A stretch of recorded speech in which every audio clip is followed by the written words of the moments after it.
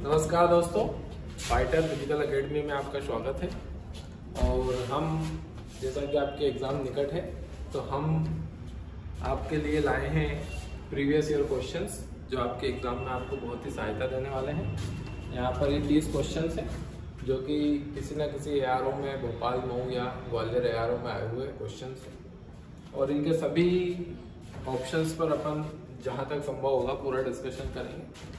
और हर क्वेश्चन के लिए पहले आपको 10 सेकंड दिए जाएंगे। आप अपना जो है दिमाग लगाइएगा उसमें, और उसके बाद में आपके साथ इस पर डिस्कशन शुरू करें। तो आइए हम शुरू करते हैं अपने पहले क्वेश्चन से।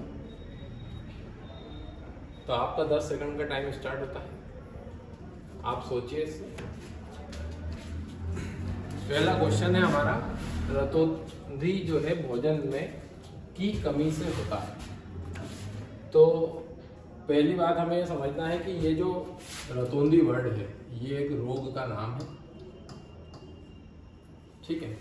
और की कमी से होता है इसका मतलब ये लिखा हुआ है कि ये एक अभावजन्य रोग है। अभावजन्य रोग है। अभावजन्य मतलब कि हमारे शरीर में किसी चीज की अगर कमी आ जाती है तो उस कमी के कारण हमारे शरीर में किसी न किसी प्रकार की परेशानी जो होती है उसे अभावजन्य रोग कहते हैं, ठीक है। तो अलग अलग तरह के पोषण होते हैं हमारे शरीर में, जैसे कार्बोहाइड्रेट, प्रोटीन, विटामिन, अलग अलग तरह के पोषक तत्वों की आवश्यकता होती है। उन पोषक तत्वों को अगर हम डेली भोजन में नहीं लेते हैं या उनकी कम मात्रा में लेते हैं तो ये निश्चित तौर पर हमारे शरीर में किसी न किसी प्रकार की समस्या पैदा करती है। तो यहाँ रोग का नाम दिया है। ऐसे ही आपको सभी प्रकार के पोषक तत्वों की कमी से, सभी प्रकार की पोषक तत्वों की कमी से होने वाले रोगों के बारे में ध्यान रखना है। ये परीक्षा में खास करके आपके यहाँ आर्मी के अंदर बहुत विशेष करके पूछे जाते हैं। तो क्वेश्चन आपको समझ में आ गया होगा। रतौंधी रोग का नाम है, भोजन में फिलिंडा ब्लैंक्स की कमी से होता है। तो इसका सही आंसर है रतौंधी को मैं थोड़ा सा आपको डिस्कस कर दूं कि रतौंधी का मतलब होता है नाइट ब्लाइंडनेस। नाइट ब्लाइंडनेस ऐसा भी लिखा जाता है कभी, तब तक हिंदी इंग्लिश दोनों याद होनी चाहिए। नाइट ब्लाइंडनेस का मतलब होता है कि इस रोग के व्यक्ति को दिन में तो स्पष्ट रूप से दिखाई देता है पर रात्रि में इसे देखने में थोड़ी समस्या है। अब आंख के संबंधित अधिकांश जो रोग होते हैं वो आंख के संबंधित सभी रोग जो होते हैं वो लगभग विटामिन ए से संबंधित होते हैं। तो खास करके यहाँ पर अपना पहला क्वेश्चन का जो आंसर है कि अगर हमारे शरीर में विटामिन ए की कमी होगी तो हमें जो है रतौंधी नामक रोग। ऐसे अगर विटामिन बी की कमी होगी तो यहाँ पर हमें रोग हो सकता है बेरी। विटामिन सी जो होती है वो स्कर्वी नामक रोग के लिए उत्तरदायी होता है अगर विटामिन सी की कमी होती है। और विटामिन डी जो होता है वो हड्डी संबंधित रोगों के लिए होता है।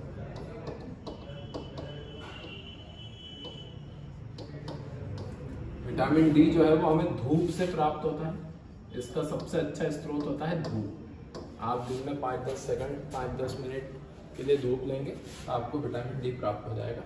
तो इस प्रकार मैंने आपको पहले प्रश्न में बताया कि भोजन में किसी पोषक तत्व की कमी से होने वाले रोग के ऊपर से आपको प्रश्न आने वाला है। जैसे कि ये प्रश्न आया हुआ है मऊ एआरओ में 2014 में। तो रतौंधी भोजन में की कमी से होता है, आंसर है विटामिन ए की कमी से। अगला प्रश्न है हमारा, वनस्पति विज्ञान का अध्ययन है। वनस्पति विज्ञान का अध्ययन है मतलब कि एक्चुअल में क्या होता है, जैसे कि अलग अलग तरह की चीजों को सर्च करने के लिए अलग अलग तरह के विज्ञान। जैसे अगर आप कंप्यूटर के संबंध में कोई अध्ययन करना चाहते हैं तो उसको बोलते हैं कंप्यूटर साइंस। कंप्यूटर के बारे में अगर आप अध्ययन करना चाहोगे तो उसे क्या बोलेंगे, कंप्यूटर साइंस। समझ गए। ऐसे भौतिक वस्तुओं के बारे में आप अध्ययन करना चाहोगे तो उसे बोलेंगे भौतिक विज्ञान। भौतिक विज्ञान अंग्रेजी में बोल सकते हो आप फिजिक्स। क्या बोल सकते हो। तो ये प्रश्न जो है वो विज्ञान की शाखाओं पे से विज्ञान की शाखा मतलब विज्ञान बहुत तरह के हैं। भौतिक विज्ञान है, जीव विज्ञान है, रसायन विज्ञान है, कंप्यूटर विज्ञान है ना। ऐसे विज्ञान की अलग अलग शाखाएं हैं। तो यहाँ अक्सर प्रश्न आते हैं कि विज्ञान की कौन सी शाखा में किस चीज का अध्ययन किया जाता है। विज्ञान की कौन सी शाखा में किस चीज का अध्ययन किया जाता है। अलग अलग शाखाओं के नाम हमें यहाँ पर याद होना चाहिए। जैसे यहाँ पर वनस्पति विज्ञान के लिए बोला है, तो वनस्पति से ही कई लोगों को क्लियर होगा जो हिंदी में अच्छे हैं, वनस्पति का मतलब होता है पौधे। तो वनस्पति विज्ञान के अंदर हम किसका अध्ययन करते हैं? पौधों का। पौधों के ऐसे ही एक चीज होती है जूलॉजी। क्या होती है? जंतु विज्ञान।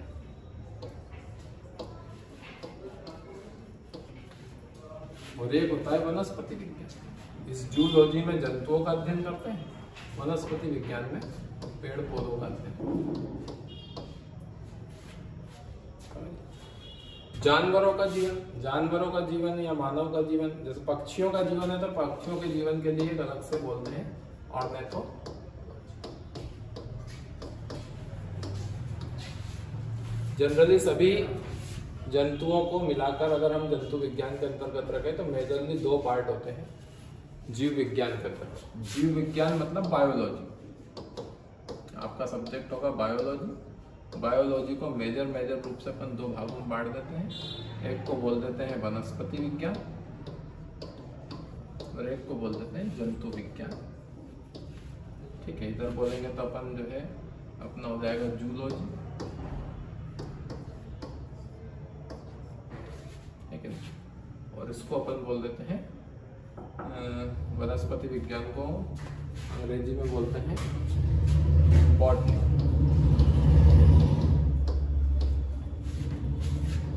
तो जंतु विज्ञान, जूलॉजी, वनस्पति विज्ञान, बॉटनी, बायोलॉजी, क्योंकि ये दोनों ही जीव है, जीव जगत के अंतर्गत आते हैं तो इसको बोलते हैं जीव विज्ञान।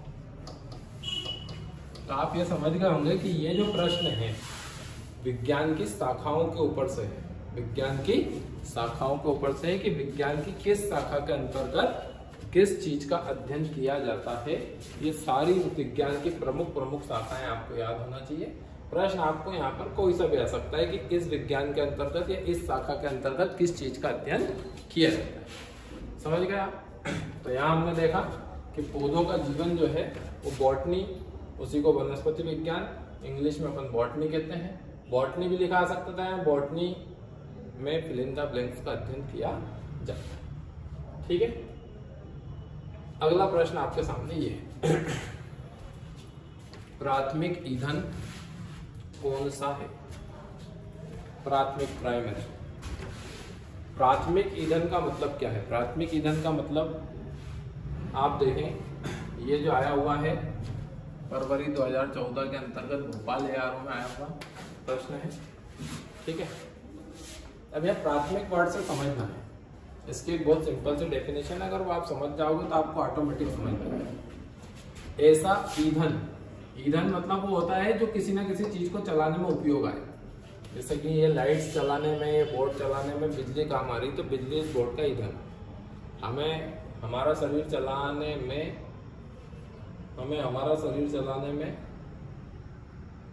जो है, हमारा शरीर चलाने में भोजन करने की आवश्यकता होती है, तो भोजन हमारा ईंधन होता है। तो ऐसे किसी भी चीज को चलाने के लिए जो उपयोगी होता है वो ईंधन होता है।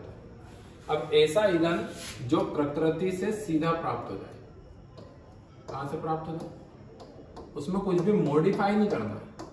प्रकृति से क्या प्राप्त हो जाए? सीधा प्राप्त। प्रकृति से उठाओ और ईंधन के रूप में उपयोग करो, ऐसे ईंधन को हम बोलते हैं प्राथमिक। अगर आप देखोगे तो पेट्रोलियम जो है वो हमें सीधा प्रकृति से प्राप्त नहीं होता। इसके पेट्रोलियम का जो कच्चा रूप हमें प्राप्त होता है, जिसको हम संशोधित करते हैं उपयोग करने के लिए, उसको बोलते हैं क्रूड ऑयल। क्या बोलते हैं? ये भी एक महत्वपूर्ण प्रश्न है। इस क्रूड ऑयल में से अलग करके पेट्रोल बनाया जाता है, डीजल बनाया जाता है। मतलब प्रकृति से हम सीधा पेट्रोल प्राप्त नहीं करते। ठीक है, इसके बाद में हाइड्रोजन। अब आप कहोगे सर हाइड्रोजन तो प्रकृति में हमें सीधे प्राप्त होती है, पर याद रखना कि हाइड्रोजन का अणु हमेशा हमें H2 के रूप में प्राप्त होता है, और H2 के रूप में प्राप्त होता है, जबकि हमें जरूरत होती है किसकी? H की। तो ईंधन के रूप में जलाने के लिए यहाँ पर भी हमें इसको संशोधित करना पड़ेगा। चारकोल जो है वो लकड़ी को कम ऑक्सीजन में जलाने का, लकड़ी को कम ऑक्सीजन पर दहन करने पर प्राप्त होता है।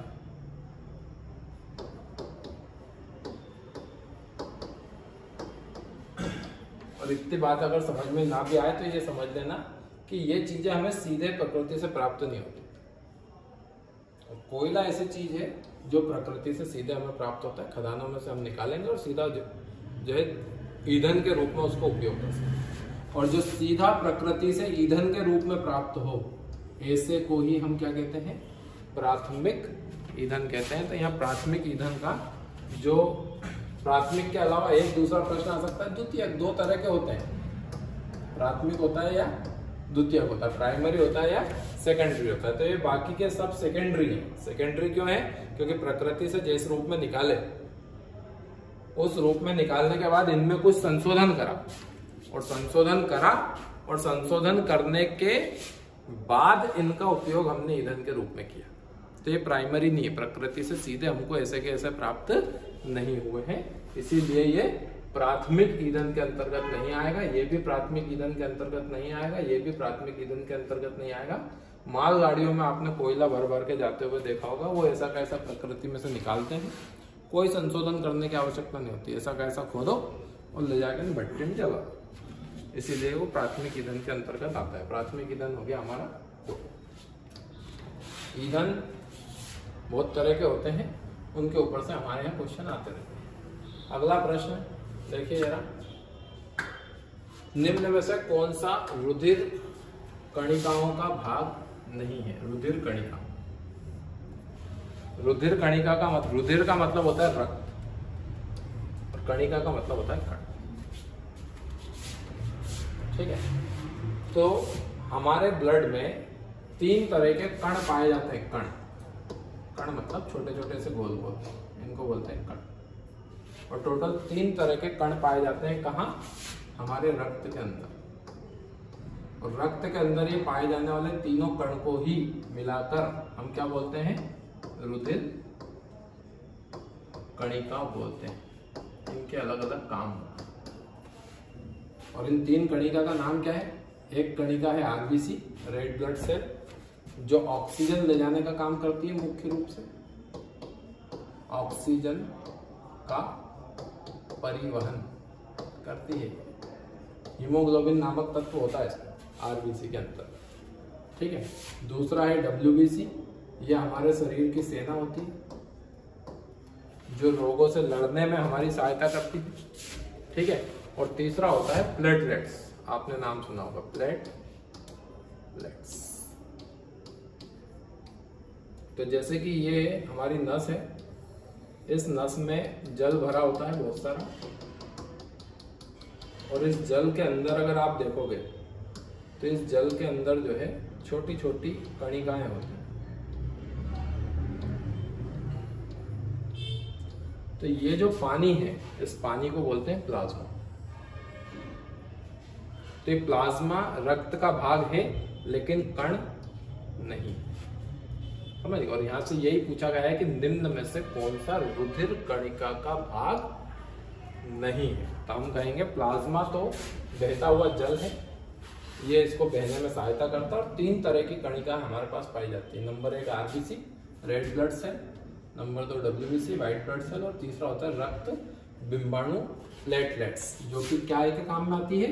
रक्त के थक्के को जमाने के काम में आती है।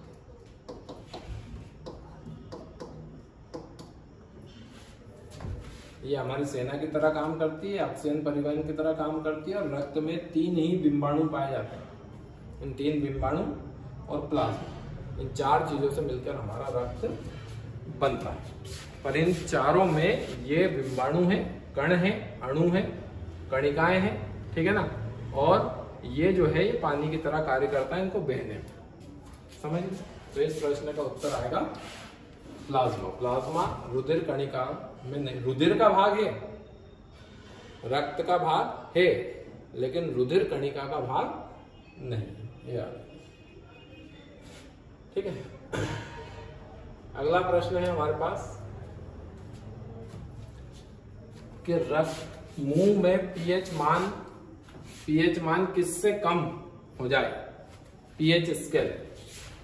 तो सबसे पहले तो आपको ये समझ में आना चाहिए कि पीएच स्केल जो होता है ये क्या काम में आता है। और एक चीज और आपको ये पता होना चाहिए कि हमारे पृथ्वी पर जितनी भी चीजें हैं, धरती पर जितनी भी चीजें हैं, या तो वो अम्ल की अवस्था में होती है, जैसे बोर्ड भी स्वयं है, तो ये जो बोर्ड है अम्लीय होगा या क्षारीय होगा। आप भी हो तो आप या तो अम्लीय होंगे या क्षारीय होंगे। तो या तो आप अम्लीय होते हैं, या आप क्षारीय होते हैं, या फिर आप लवणीय होते हैं। तीन चीज में से कोई एक चीज की कैटेगरी में आप होते ही होते हैं, ये बात बिल्कुल पक्की। अब कौन सी चीज अम्ल है, कौन सी चीज लवण है, कौन सी चीज क्षार है, इन सबको नापने के लिए सोरेनसन जी ने हमें एक बहुत ही महत्वपूर्ण स्केल दिया था। स्केल का मतलब होता है पैमाना, जिस पर हम नाप सकते हैं। ये एक स्केल होता है ऐसा। इस स्केल पे यहाँ पर 0 से लेके 14 तक के नंबर डले होते हैं। ये प्रश्न भी कई बार आता है। और इसमें आप किसी भी चीज को नापते हो तो उसका अंक किधर जाता है, यहाँ बीच में 7 लिखा होता है, इधर 0, इधर 14, बीच में 7। उसके आधार पर आप ये पता कर लेते हो कि या तो कोई चीज अम्लीय है, या चीज कोई क्षारीय है, या कोई चीज लवण। और ये सब चीजें आप कैसे नाप सकते हो, पीएच स्केल के माध्यम से नाप सकते हो। तो इस प्रश्न में आपको ये समझना है, इसमें लिखा क्या है, मुंह के पीएच का मान से कम होने पर दांतों का क्षय मतलब कि नुकसान, दांतों का नुकसान होना शुरू हो जाता है। क्षय होने का मतलब क्या होता है, धीरे धीरे गिरना। समझिए, पीएच मान से कम होना, ठीक है। और यहां पर मैंने आपको बताया कि पीएच एक स्केल है जो कि वस्तु की अम्लीय अवस्था, क्षारीय अवस्था और लवणीय अवस्था को बताने के लिए काम में आती है। अगर 7 से कम होता है मान तो वो कहलाता है अम्ल, और अगर 7 से ज्यादा होता है तो वो कहलाता है क्षार, और अगर केवल 7 है तो वो कहलाता है लवण। एक चीज और मैं बता दूं कि जनरली अगर आप स्वस्थ व्यक्ति हैं, कैसे व्यक्ति हैं, स्वस्थ व्यक्ति, तो आपके मुंह का पीएच मान जो होना चाहिए वो 6.8 होना चाहिए। ये प्रश्न भी कई बार परीक्षा में आ चुका है। अगर आप स्वस्थ व्यक्ति हैं तो आपका जो मुंह का पीएच मान होना चाहिए वो 6.8 होना चाहिए। इसका मतलब आपका मुंह हमेशा कैसा होना चाहिए, अम्लीय अवस्था में होना चाहिए। और जैसे ही इसका पीएच मान 5.5 से कम हो जाएगा, आपका ज्यादा ही अम्लीय हो जाएगा। अम्ल होना अच्छी बात है, नींबू डाल के खाना सब्जी में अच्छी बात है, और नींबू से ही रोटी खा लो ये अलग बात है। समझ गए? तो मुंह का मान 6.8 होना चाहिए। आपके मुख में भोजन को पाचन क्रिया करने के लिए मुख का मान 6.8 होना चाहिए। पर जैसे ही इसका मान 5.5 से नीचे चला जाएगा, इसका नुकसान किसको होने लग जाएगा, आपके मुख में उपस्थित दांतों को होने लग जाएगा, और आपके दांतों को नुकसान। तो बोले सर ये कैसे हो जाता है 5.5 मुंह का मान, हम थोड़ी नहीं करते,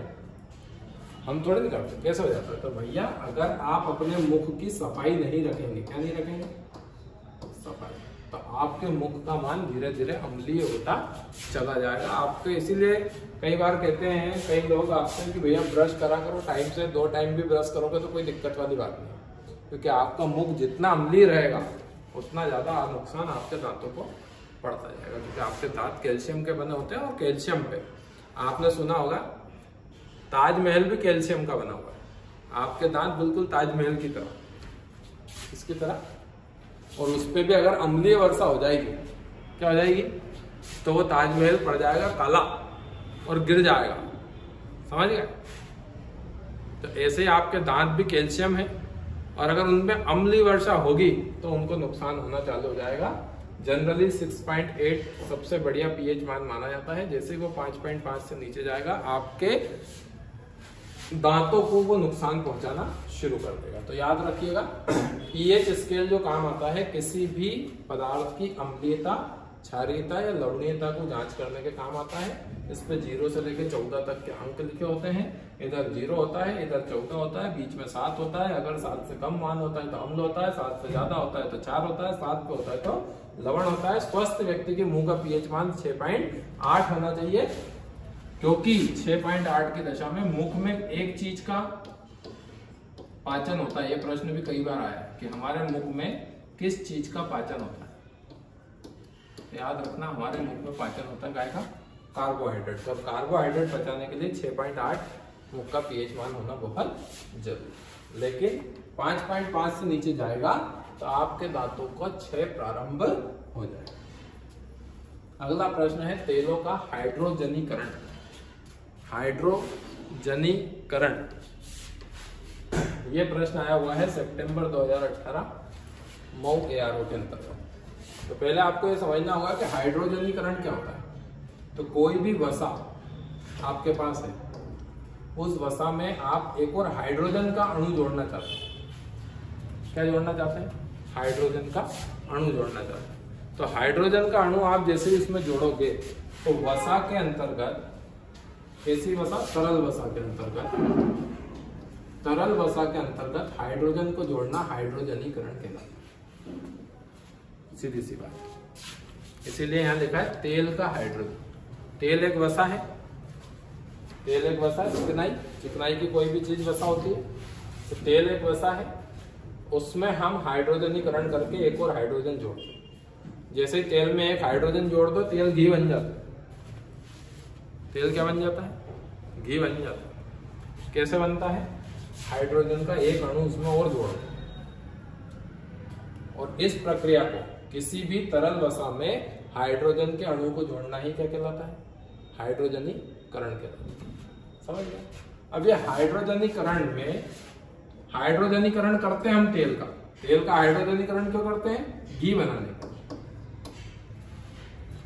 असंतृप्त वसा को संतृप्त वसा में कन्वर्ट करने के लिए ये हाइड्रोजनीकरण किया। लेकिन जब हम इस तरल वसा में हाइड्रोजन जोड़ते हैं तो ये मानता नहीं है भाई साहब, जोड़ने को राजी नहीं होता है। जैसे कई बार तुमको याद करने की कि भैया याद कर लो यार, ये परीक्षा में आएगा, तो तुमसे हमने कह तो दी और तुमने याद करना चालू नहीं करा। क्योंकि तुम्हें काय की जरूरत है? तुम्हें जरूरत है डंडे की। डंडा एक उत्प्रेरक है। क्या है? हाँ, जैसे डंडा तुम्हें दिखा वैसे ही तुम्हारी पढ़ाई बिल्कुल तीव्र गति से चालू हो जाती है। ऐसे ये जो भाई साहब हाइड्रोजन है, इससे कहती कि तेल से जुड़ जाए यार भैया, तो ये जुड़ता नहीं है। इसको उत्प्रेरक की जरूरत होती है। जैसे डंडा उत्प्रेरक होता है याद कराने के लिए, ऐसे यहाँ पर इस हाइड्रोजनीकरण की प्रक्रिया में केवल तरल वसा और हाइड्रोजन को लाकर रख दो तो ये मानता नहीं है। इसको मनवाने के लिए एक उत्प्रेरक की जरूरत होती है और उस उत्प्रेरक को कहते हैं निकेल। जैसे आपने प्रकाश संश्लेषण की क्रिया भी देखी होगी कि यहाँ पे CO2 है, कार्बन डाइऑक्साइड, यहाँ पे H2O है। अब इन दोनों को मिलके, इस कार्बन डाइऑक्साइड को और इस H2O को मिलके कार्बोहाइड्रेट बनाना है।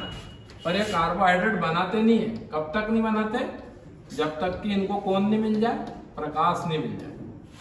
अगर पौधे को प्रकाश नहीं मिलेगा तो ये दोनों मिलके C6H12O6 का निर्माण नहीं करेंगे, क्योंकि यहाँ पे प्रकाश भी जो है उत्प्रेरक का काम करता है। तो उत्प्रेरक क्या होते हैं? किसी भी अभिक्रिया में उत्प्रेरक वो होते हैं जो क्रिया में कोई काम तो करते नहीं है, क्रिया में कोई काम करते नहीं है, लेकिन वो क्रिया करवाने के लिए बहुत जरूरी होते हैं।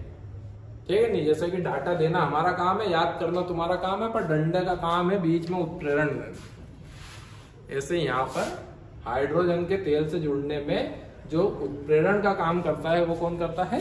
निकेल। ठीक है, ये उसी पे से एक और प्रश्न आ गया। ये भी देखो घुमा घुमा के प्रश्न देते हैं। अभी पूछा कौन उत्प्रेरक है, अब ये पूछ लिया कि ये उत्प्रेरक होते हैं इसके अंदर अभिक्रियाओं के अंतर्गत। तो वो उत्प्रेरक की खोज किसने की? पहली बार किसने बताया कि उत्प्रेरक होते ही हैं भैया? तो यहाँ पर तो एकदम सीधा सीधा रटने वाला प्रश्न है बर्जीलियस नामक वैज्ञानिक ने सबसे पहले बताया था कि भैया अभिक्रिया में जो चीज भाग लेती है वो तो होती ही है, लेकिन साथ में कुछ लोग उत्प्रेरक के रूप में कार्य करते हैं। जैसे प्रकाश संश्लेषण की क्रिया के अंतर्गत प्रकाश काम करता है। प्रकाश के अलावा नीचे एक और चीज को लेकर आया जाता है जिसके नहीं होने पर क्रिया होगी नहीं, ये कुछ करेंगे नहीं क्रिया में। क्रिया में करना CO2 को ही है, क्रिया में करना H2O को ही है। काम किस किस का है? C का, H का और O का। ना तो प्रकाश जाके कुछ करेगा ना क्लोरोफिल जाके कुछ करेगा, पर इनकी अनुपस्थिति में यह अभिक्रिया पूरी होने वाली नहीं है, क्योंकि ये उत्प्रेरक का काम करेंगे। इनकी प्रेरणा से ही ये काम होगा। डाटा है, तुम हो, लेकिन टीचर की उत्प्रेरणा से तुम इसे याद कर लोगे तो तुम्हारी नौकरी लगने की संभावनाएं बन जाएगी। सीधी सीधी सी बात। तो ये उत्प्रेरक होते हैं, इस बात के बारे में सबसे पहले पता लगाया था बर्जीलियस ने। ठीक है, बर्जीलियस ने। तो इसका आंसर बर्जीलियस। इसके अलावा जैसे हमारे लुईस है, तो लुईस पास्चर का नाम आपने सुना होगा।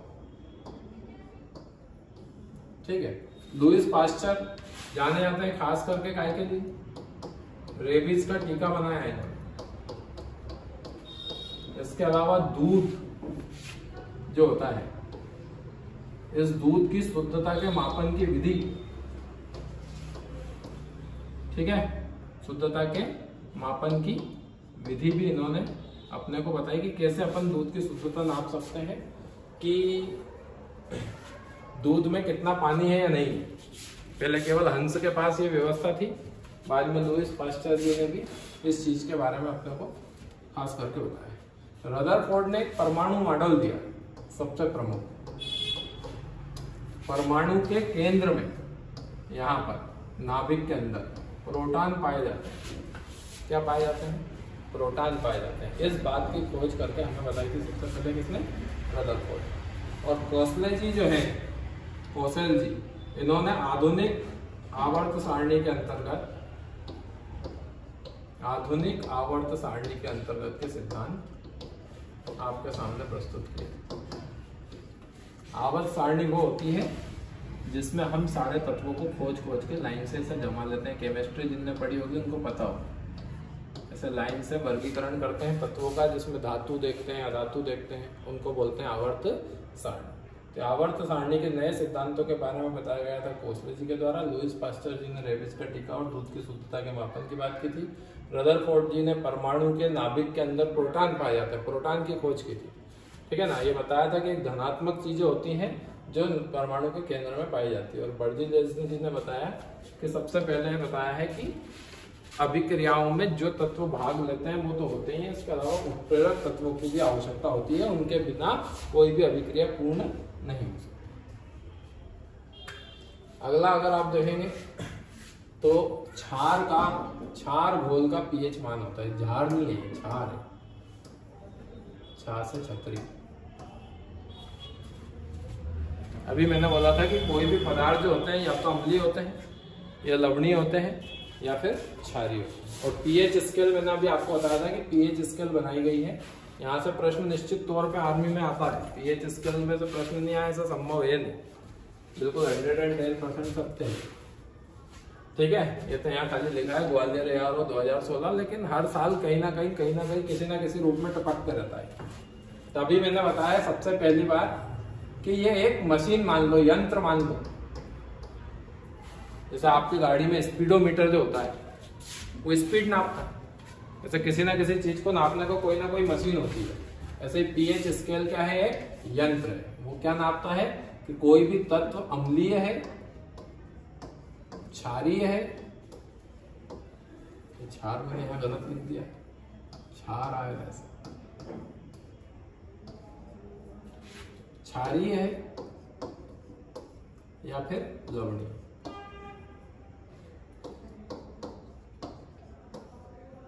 और इसके लिए मैंने बोला था कि इस पीएच स्केल किसने बनाई? इसको सोरेनसन, आदरणीय सोरेनसन जी ने इसका निर्माण किया, जिसमें बीच में 7 लिखा होता है, इधर 14 लिखा होता है और इधर 0, 7 और 14। 7 से इधर अगर मान है तो वस्तुएं होती है कैसी? अम्लीय। 7 से उधर अगर मान है तो वस्तु कैसी होती है? क्षारीय। और अगर 7 है तो वो होती है,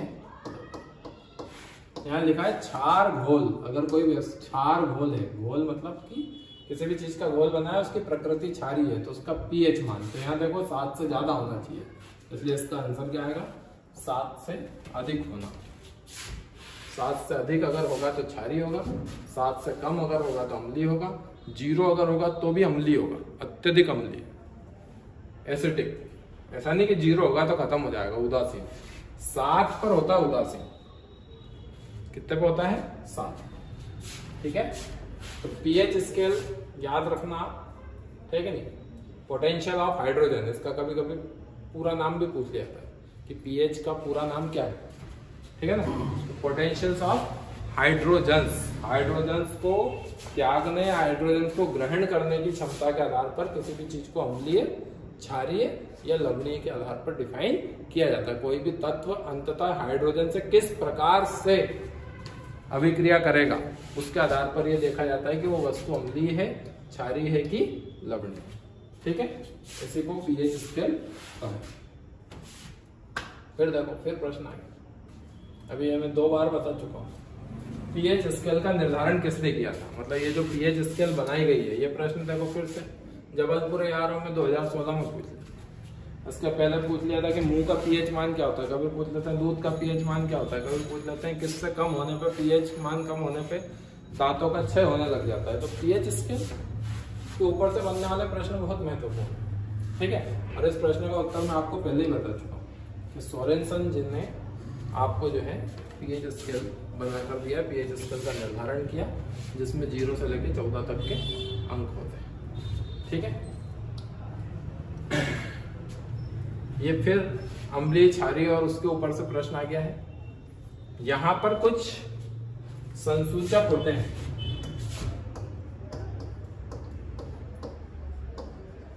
सूचक मतलब होता है सूचना देने वाले। 10वीं का पहला चैप्टर है, 10वीं कक्षा में अगर आप जाओगे तो अम्ल, क्षार और लवण पहले चैप्टर का नाम है, और उसमें कई तरह के संसूचक बनाए हैं।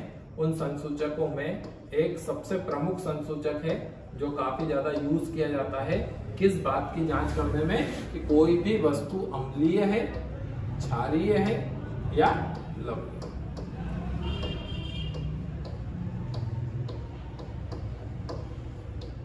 तो लिटमस नाम का एक पेड़ होता है, उस लिटमस नाम के पेड़ की छाल से बनाए जाते हैं लिटमस पत्र। और इस लिटमस पत्र पर किसी भी चीज का घोल डालकर उसके कलर में आने वाले परिवर्तन को देखते हुए हम ये तय कर पाते हैं कि वो चीज अम्लीय है, क्षारीय है, लवणीय। ये एक दूसरा तरीका हो गया काय का, अम्ल, क्षार और लवण पता करना। इसके अलावा सोरेनसन जी ने आपको एक तरीका क्या दे दिया है कि आप इस पीएच स्केल पे जाओ और इस पीएच स्केल पे घोल डाल के उस घोल के मान को रीड कर लो। घोल का मान अगर 7 से कम आ रहा है तो अम्लीय, 7 आ रहा है तो लवणीय, और 7 से ज्यादा आ रहा है तो क्षारीय। पर ये अकेला तरीका नहीं, ये तो बाद में विकसित हुआ। इसके विकसित होने के पहले हम प्रकृति से कुछ चीजें लेते थे और उन चीजों के साथ मैशअप करके ये पता कर लेते थे कि कोई चीज अम्लीय है, क्षारीय है या लवणीय है। तो देखा जाए तो ये 10वीं के ये 4-5 प्रश्न जब से मैं पढ़ा रहा हूँ, ये 10वीं के पहले चैप्टर से सारे के सारे 10वीं कक्षा का पहला चैप्टर, अम्ल, क्षार और लवण, समझ। तो लिटमस पेपर अम्ल को लाल कर देता है, अम्ल और लाल, ये वर्ड याद रखो तुम। तो मतलब ये है कि आपने ऐसा एक लिटमस पेपर लिया, वो नीले कलर का होगा, जैसे आप उस पर घोल डालोगे तो ये टर्न होके ये नीले से क्या बन जाएगा, ये नीले से बन जाएगा लाल। तो जैसे नीले से लाल हो गया तो अम्ल और लाल, ये चीज आप ऐसे याद कर सकते हो। नीले पत्र को लाल कर देता है कौन, अम्ल। इसका उल्टा क्षार, इसका उल्टा क्या रहेगा, क्षार रहेगा। क्षार जो रहेगा वो लाल पत्र को नीला कर देगा। तो आप तो अम्ल और लाल याद रखो, अम्ल और लाल याद रखेगा तो कलर तो दो ही है, लाल है और नीला है, समझ गए? तो लाल कर देता है अम्ल को और नीला कर देता है किसको? क्षार। लवण डालेंगे तो क्या होगा? तो लवण डालेंगे तो कोई भी चेंज, कोई भी परिवर्तन उसमें प्राप्त हमें नहीं है, समझ गए? अगला है क्यूरी। क्यूरी किसकी इकाई का नाम है? इकाई का मतलब होता है नापने का तरीका। जैसे आप दुकान पे दूध लेने गए तो आप ऐसा नहीं बोलोगे कि 2 किलो दूध दे दो, आप बोलोगे 2 लीटर दूध दे दो, या आधा लीटर दूध दे दो, या 250 ml दूध दे दो। तो भौतिक जगत में हर चीज को नापने के लिए किसी न किसी इकाई का प्रयोग किया जाता है। जैसे बल को नापने की इकाई न्यूटन है, बल को हम इकाई में नाप लेते हैं, न्यूटन में नाप लेते हैं। दाब को नापने की इकाई पास्कल। तो ये भी आर्मी के अंदर एक बहुत महत्वपूर्ण टॉपिक है जिसके ऊपर से प्रश्न आता है, जिसका नाम है इकाई, यूनिट्स। और यहाँ पहुंची गई है कि क्यूरी एक इकाई है, क्यूरी एक यूनिट है, किसकी तरह? न्यूटन की तरह, पास्कल की तरह, किलोग्राम की तरह, लीटर की तरह। क्यूरी भी क्या है? एक इकाई है। ये किस चीज को नापती है? हम कहेंगे ये नापती है रेडियोधर्मिता। टेम्परेचर, तो टेम्परेचर हम या तो डिग्री सेल्सियस में नापते हैं या फिर हम फ़ारेनहाइट में नापते हैं। इसके अलावा ऊष्मा, ऊष्मा नापने के लिए, ऊष्मा ऊर्जा का ही रूप होता है, तो ऊष्मा को नापने की इकाई होती है कैलोरी, कि कितनी कैलोरी ऊष्मा का उपयोग हो रहा है। और मैंने अभी आपको बताया कि ऊष्मा और ऊर्जा एक ही चीज होती है, एक दूसरे की प्रतिरूप होती है, तो ऊर्जा को नापने की इकाई भी क्या होती है? तो रेडियोधर्मिता, रेडियोधर्मिता क्या होता है? रेडियो एक्टिव पदार्थ अगर आपने सुना हो, कई बार ऐसे पदार्थ होते हैं जिनके परमाणु, रेडियो एक्टिव पदार्थ क्या होते हैं? जैसे कि परमाणु, इस परमाणु के अंदर ये प्रोटॉन है, धीरे धीरे ये प्रोटॉन ऑटोमेटिक क्या होते रहते हैं? उत्सर्जित होकर गायब होते रहते हैं। तो जिन पदार्थों के नाभिक में से धीरे धीरे प्रोटॉन उत्सर्जित होकर गायब होते रहते हैं, उसी में से रेडियो एक्टिव किरणें निकलती है। एक्सरे, गामा रे, ये रे इनमें से निकलती है।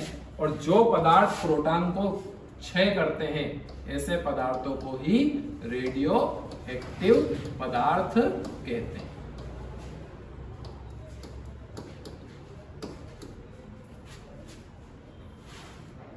अब कोई पदार्थ ज्यादा तेजी से रेडियो एक्टिविटी दिखाता है, कोई कम तेजी से, तो वो कितना रेडियो एक्टिव है, इसको नापने के लिए हमें जो इकाई चाहिए वो इकाई क्या होगी? और क्यूरी क्यों रखा है? क्योंकि मैडम क्यूरी नाम की एक महिला थी, इन्होंने ही रेडियोधर्मिता की खोज की थी, इसीलिए इनके नाम पर हमने इनकी रेडियोधर्मिता की इकाई को क्या रख दिया गया है? क्यूरी। तो वास्तव में क्यूरी क्या है? एक इकाई। इसकी इकाई है रेडियोधर्मिता, कि किसी पदार्थ की रेडियोधर्मिता क्या है। कोई पदार्थ ऐसे होते हैं जिसमें से प्रोटॉन का क्षरण होता ही नहीं है, तो वो रेडियो एक्टिव की जगह रेडियो इनएक्टिव हो जाते हैं, कि उनमें से प्रोटॉन का कभी जिंदगी में क्षरण हो गई। तो रेडियो एक्टिव पदार्थों में से कितनी मात्रा में रेडियो एक्टिवता जा रही है, उसी रेडियो एक्टिव धर्मिता को नापने की इकाई होती है क्यूरी। और तापक्रम को नापने के लिए डिग्री सेल्सियस और फ़ारेनहाइट का उपयोग करते हैं। इसके अलावा एक और इकाई होती है जिसे बोलते हैं केल्विन। क्या बोलते हैं? ये ताप की 3 इकाई, इनके ऊपर से भी प्रश्न सबसे ज्यादा आता है। कई बार तो बदलने के लिए आ जाता है कि डिग्री सेल्सियस को फ़ारेनहाइट में बदलो, फ़ारेनहाइट को केल्विन में बदलो। ऐसे ऊष्मा को नापने की इकाई कैलोरी है और ऊर्जा को नापने की इकाई भी कैलोरी। अगला प्रश्न है हमारे पास, ध्वनि के किस लक्षण के कारण, ध्वनि के किस लक्षण के कारण कोई ध्वनि मोटी या पतली सुनाई देती?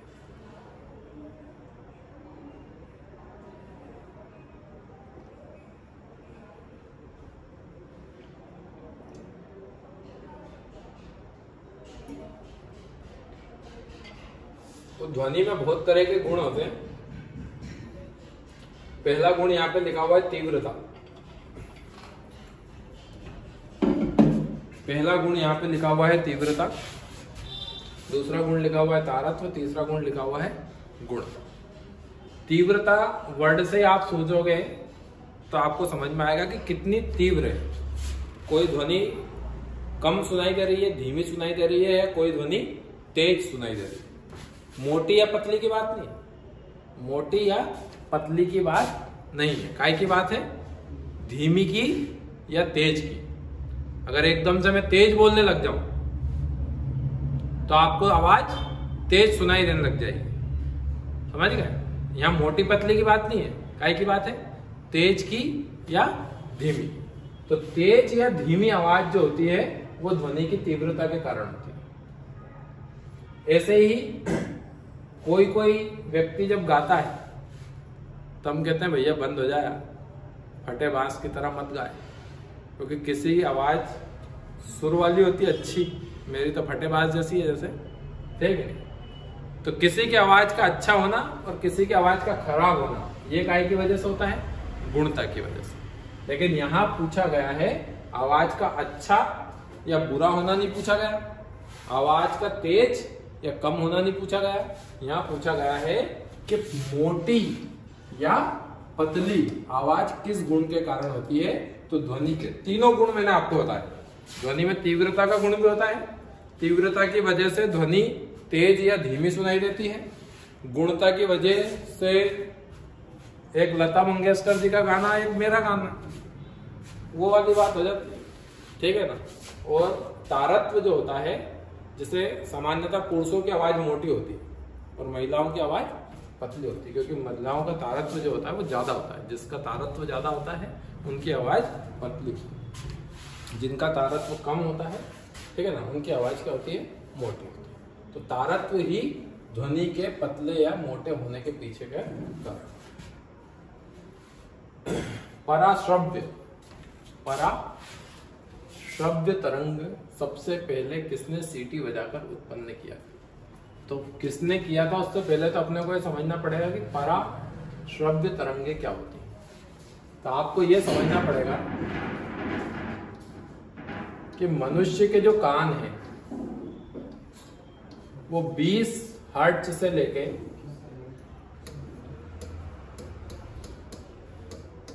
20,000 हर्ट्ज इतनी आवृत्ति की आवाज को सुन सकते हैं। इसका मतलब यह है कि कोई भी ध्वनि अगर उत्पन्न हुई है तो हर वो ध्वनि आप सुन सको ऐसा संभव नहीं है। आपके कान एक निश्चित रेंज की ध्वनि सुनने के लिए, एक निश्चित रेंज की ध्वनि सुनने के लिए बनाए गए, निश्चित रेंज की ध्वनि सुनने के लिए बनाए। और आपकी रेंज क्या है? 20 हर्ट्ज से लेके 20,000 हर्ट्ज। ये प्रश्न आर्मी में कई बार आता है, समझ गए? अब ये लोअर रेंज है और ये ऊपर की रेंज है। 20,000 तक की सुन पाओगे या फिर 20 तक की सुन पाओगे, या तो 20 तक की सुन पाओगे या 20,000 तक की सुन पाओगे, समझ गए? अब 20 से नीचे गए तो नीचे को बोलते हैं अव, और 20,000 से ऊपर गए तो उसको बोलते हैं परा, पार, समझ गए? तो परा और श्रव्य तरंगे क्या है? श्रव्य तरंगे ये कौन सी? 20 से लेके 20,000 तक, इनको आप सुन सकते हो, ये श्रव्य है। 20 हर्ट्ज की आवृत्ति आएगी तो भी सुनाई दे जाएगी, 20,000 हर्ट्ज की आएगी तो भी सुनाई दे जाएगी, ठीक है? 20 की आएगी तो भी सुनाई देगी, 20,000 की आएगी तो भी सुनाई देगी, पर 20 की नीचे की जो होगी वो क्या कहलाएगी? अवश्रव्य। और जो 20,000 से ऊपर की होगी वो क्या कहलाएगी? पराश्रव्य। तो पराश्रव्य ध्वनि का मतलब क्या हुआ? पराश्रव्य ध्वनि अगर आपसे पूछा जाए तो आप कहोगे जो 20,000 हर्ट्ज से ऊपर होती है। अवश्रव्य ध्वनि का मतलब क्या हुआ? अवश्रव्य ध्वनि का मतलब हुआ कि वो ध्वनि जो 20 हर्ट्ज से नीचे की होती है। अब हम तो 20 से 20,000 हर्ट्ज तक ही सुन सकते हैं। तो पराश्रव्य को सुनने या प्रवराश्रव्य को उत्पन्न करने के लिए एक यंत्र बनाया गया था हमारे गाल्टन जी के द्वारा। किसके द्वारा? उन्होंने एक सिटी का निर्माण किया था जिसे गाल्टन सिटी कहते हैं। क्या कहते हैं? और इस गाल्टन सिटी के माध्यम से ही सबसे पहली बार पराश्रव्य ध्वनि उत्पन्न की गई थी। प्रश्न भी यही है पराश्रव्य तरंगों को सबसे पहले किसने अपनी सीटी द्वारा बजाकर उत्पन्न किया था? उत्पन्न किया था, सुना नहीं था, ऐसा नहीं लिखा है, क्योंकि सुन वो भी नहीं सकते थे, भले उनने उत्पन्न किया था, क्योंकि हमारी रेंज है 20 से 20,000 और पराश्रव्य तरंग की रेंज होती है 20,000 से ऊपर। तो यहाँ इसका आंसर आएगा गाल्टन। न्यूटन आप जानते ही हो, न्यूटन ने गति के नियम दिए हैं, गति का पहला नियम, गति का दूसरा नियम। तो गति के 3 नियम न्यूटन के द्वारा दिए गए और उन्हीं नियम में जड़त्व की परिभाषा भी आपको मिली है और बल की परिभाषा भी मिली है।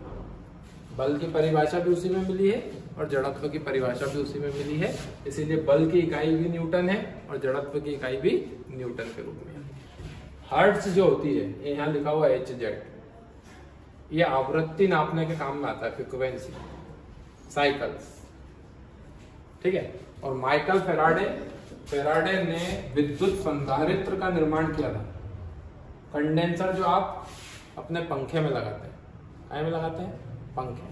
आप देखना कि कितने माइक्रोफेराड का या कितने फेराडे का आपको कंडेंसर दें, ऐसा वो पूछता है। तो विद्युत संधारित्र बोलते हैं उसको, इंग्लिश में बोलते हैं कंडेंसर।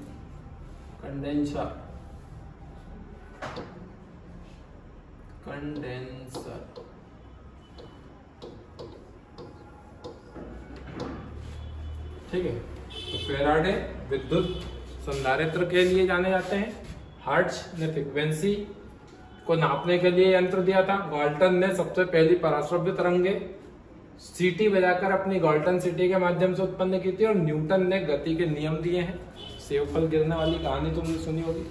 गुरुत्वाकर्षण का नियम वो भी किसने दिया है? न्यूटन ने दिया है। गुरुत्वाकर्षण का नियम भी न्यूटन ने दिया है और गति के नियम भी न्यूटन ने दिया है। तो पराश्रव्य तरंगे आप समझ गए। श्रव्य तरंगे, ये प्रश्न कई बार परीक्षा में आ चुका है कि श्रव्य तरंगों की रेंज क्या होती है? 20 से 20,000। यह प्रश्न भी कई बार आ चुका है कि 20 से नीचे की तरंगे क्या कहलाती है? अवश्रव्य। और यह प्रश्न भी कई बार आ चुका है कि 20,000 हर्ट्ज से ऊपर की तरंगे क्या कहलाती हैं? पराश्रव्य। या फिर यह प्रश्न भी आ चुका है कि पराश्रव्य तरंगों की आवृत्ति होती है, तो आपको कहना है 20,000 हर्ट्ज से ऊपर। अवश्रव्य तरंगों की आवृत्ति होती है तो आपको कहना है 20 हर्ट्ज से नीचे। और श्रव्य तरंगों की रेंज होती है तो आपको कहना है 20 से 20,000 हर्ट्ज के बीच में। और यही हम सुन सकते हैं, इनके अलावा हम नहीं सुन सकते। कई बार आप देखना, आपके कॉलोनी में कुत्ते सो रहे होंगे और बहुत कोई का आदमी बहुत दबे पांव से, या बिल्कुल दबे पांव से, बिल्ली इतने दबे पांव से आती है कि उसके पांव की आवाज नहीं आती, पर कुत्ते को आ जाती। हमें तो कभी भी नहीं आती।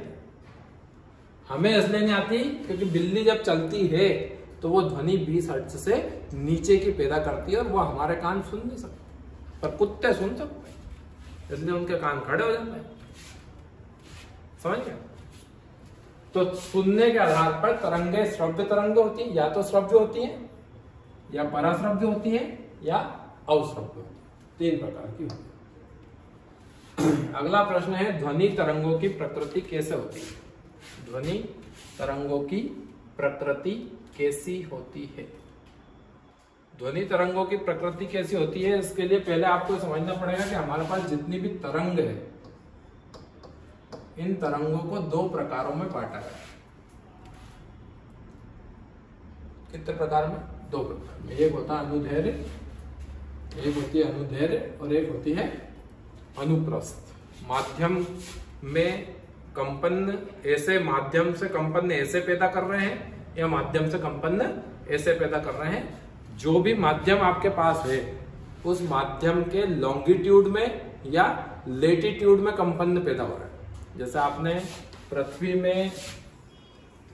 पे ऐसी रेखाएं देखी होंगी, अक्षांश रेखाएं, और फिर ऐसी रेखाएं देखी होंगी देशांतर रेखाएं। एक लॉन्गिट्यूड होती है और एक लेटीट्यूड होती है।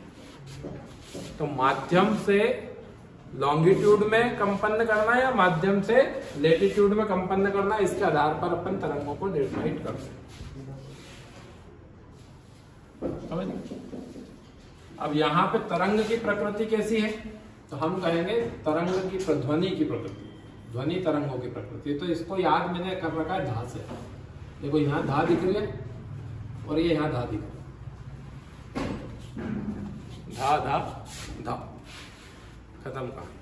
तो जब भी आएगी ध्वनि कैसी होती है तो अनुदैर्घ्य, और दूसरा प्रमुख प्रश्न होता है प्रकाश कैसा होता है, तो आपको कह देना है अनुप्रस्थ। समझ?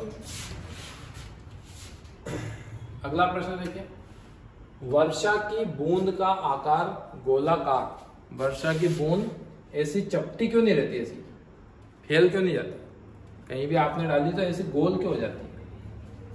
तो फिजिक्स की एक टर्म होती है जिसे बोलते हैं पृष्ठ का तनाव। उसके पृष्ठ आपस में एक दूसरे को क्या करते हैं, ऊपर वाला पृष्ठ ऊपर, जैसे ये बीच में कोई हिस्सा है तो इस हिस्से को ऊपर वाला ऊपर खींच रहा है, नीचे वाला नीचे खींच रहा है, तो इसमें एक तना के पूरा पृष्ठ ऐसा गोल हो जाता है सारा का सारा।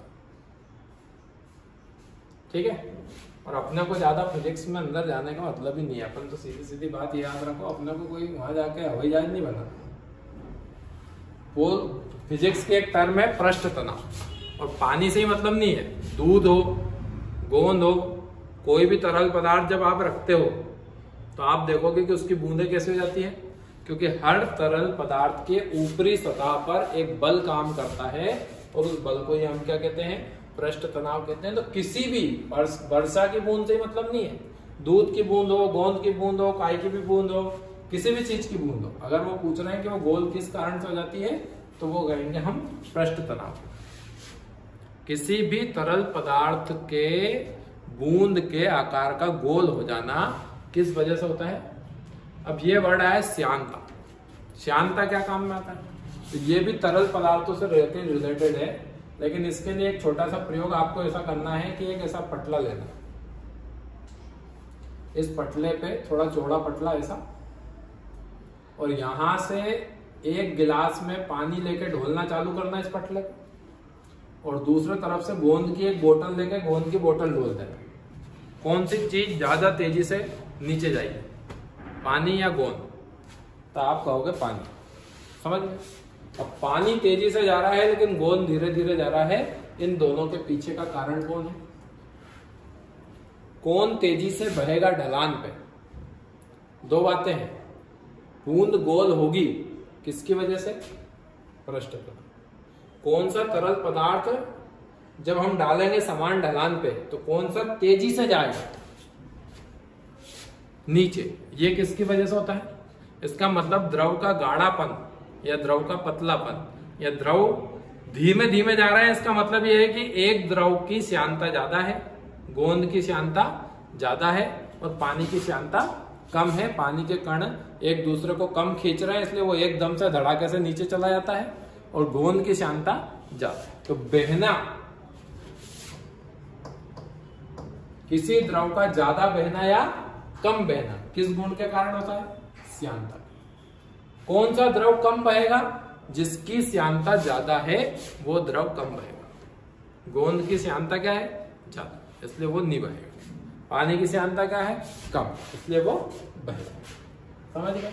तो श्यानता बहने से संबंधित है, पृष्ठ तनाव बूंद के आकार से संबंधित है। काय से संबंधित है? बूंद के आकार से।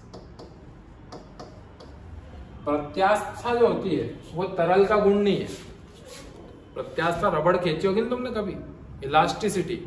प्रत्यास्था को अंग्रेजी में क्या बोलते हैं? इलास्टिसिटी। और इलास्टिक वर्ड तो आपने सुना ही होगा। कौन कितना खींचा जा सकता है, कितना ज्यादा खींचा जा सकता है। कागज को खींचो, कागज को खींचोगे फट जाएगा, रबड़ को खींचोगे खींचा जाएगी। तो एक पदार्थ खींचा सकता है, एक पदार्थ नहीं खींचा सकता। दोनों के पीछे का कारण कौन है? प्रत्यास्था। जो ज्यादा प्रत्यास्थ होते हैं उन्हें हम खींच सकते हैं, और जो प्रत्यास्थ नहीं होते हैं उनको हम नहीं खींच सकते। तो ये बहने का कौन गुण है तरल पदार्थ का? ये बूंद के आकार को बनाने का गुण है। ये जो गुण है ये किसी भी चीज की तन्यता और खिंचाने या नहीं खिंचाने के ऊपर का गुण है। और अगला है गुरुत्व।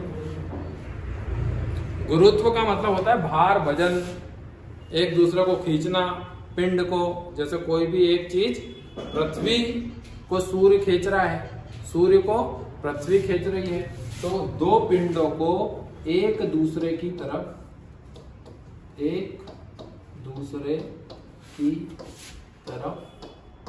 खींचना,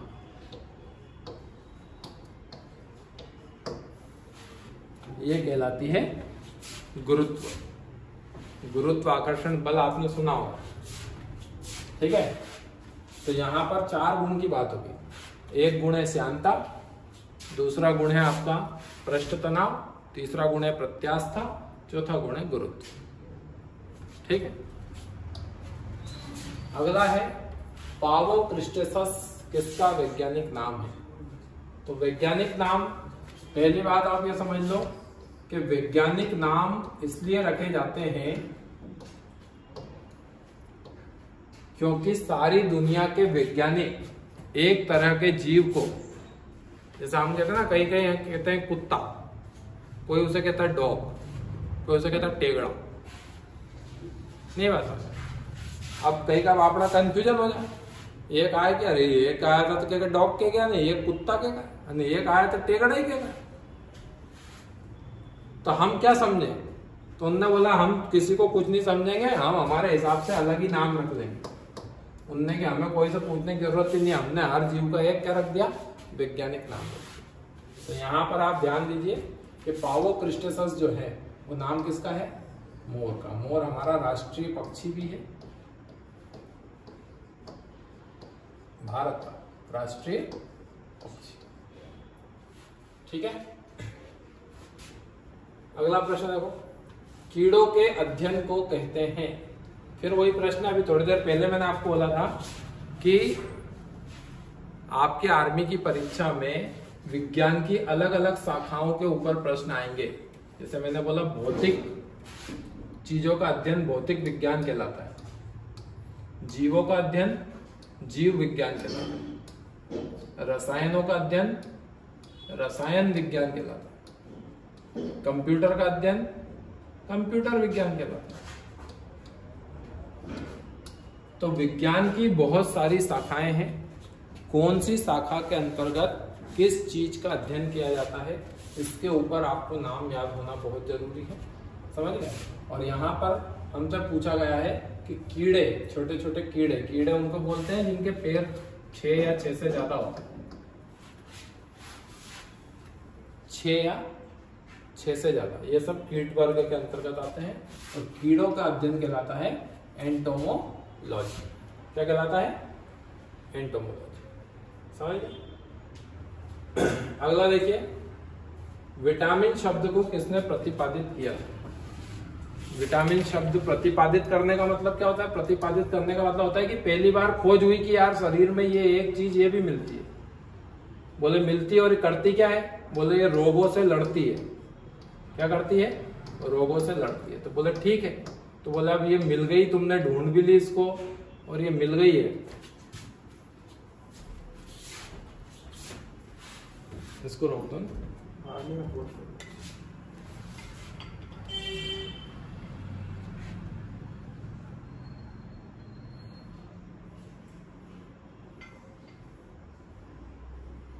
वोट की म्याद पूरी हो जाएगी थोड़ी देर, इसको रोक दो ना, फोकट रिकॉर्डिंग हो रही है, बढ़ेगी सही घंटे, फिर बढ़ाना बीच में, उसको एडिट करके जोड़ लेना, 2 पार्ट में डाल देना।